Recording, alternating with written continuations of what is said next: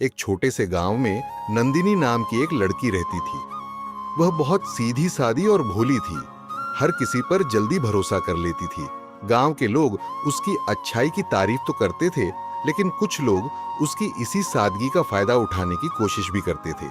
नंदिनी की दादी अक्सर उसे समझाती थीं, बेटा अच्छा बनो, लेकिन इतना भी भोला मत बनो कि लोग तुम्हें बेवकूफ बना दें। लेकिन नंदिनी ये बात कभी गंभीरता से नहीं लेती थी। एक दिन नंदिनी बाजार जा रही थी। रास्ते में एक आदमी मिला जिसने कहा, बेटी मुझे रास्ता नहीं पता, क्या तुम मेरी मदद कर सकती हो? नंदिनी तुरंत मदद करने को तैयार हो गई, लेकिन तभी अचानक उसे अपनी दादी की बात याद आई और उसी समय उसके मन में श्री कृष्ण की एक कथा भी कौंध गई। श्री कृष्ण की बुद्धिमानी उसे याद आया कि कैसे श्री कृष्ण ने हमेशा अपने जीवन में केवल शक्ति ही नहीं बल्कि चतुराई, चालाकी का भी उपयोग किया। जब कंस ने उन्हें मारने की योजना बनाई, तब भी उन्होंने बुद्धिमानी से हर चाल को पलट दिया।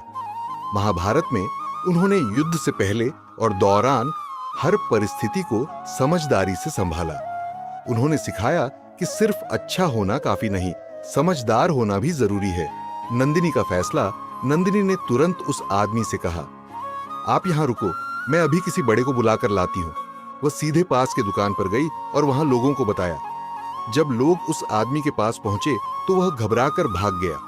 तब सबको समझ आया कि उसका इरादा सही नहीं था। बड़ा सबक उस दिन नंदिनी ने पहली बार महसूस किया कि हर किसी पर तुरंत भरोसा करना सही नहीं, अपनी सुरक्षा और समझदारी सबसे जरूरी है, और यही असली चालाकी है। उस दिन के बाद नंदिनी ने खुद को बदलना शुरू किया। वह अब हर स्थिति को सोच समझकर देखती, किसी अनजान व्यक्ति से दूरी बनाकर रखती और जरूरत पड़ने पर दूसरों की मदद भी लेती। अब वह पहले से ज्यादा आत्मविश्वासी और सुरक्षित महसूस करने लगी। एक दिन उसने फिर से कथा में सुना, जीवन में संतुलन जरूरी है। जहां दिल से अच्छे बनो, वहीं दिमाग से समझदार भी बनो। ये बात उसके दिल में बैठ गई। चालाक बनो का मतलब धोखा देना नहीं होता, इसका मतलब है समझदार, सतर्क और जागरूक बनना। अपनी भलाई के लिए सही निर्णय लेना ही असली बुद्धिमानी है, और यही हमें श्री कृष्ण सिखाते हैं। अच्छे बनो, लेकिन अपने आप को कमजोर मत बनने दो। नंदिनी अब गांव की सबसे समझदार लड़कियों में गिनी जाने लगी। लोग कहते, वह सिर्फ अच्छी नहीं, अब बहुत समझदार भी है। और यही है असली जीवन की जीत।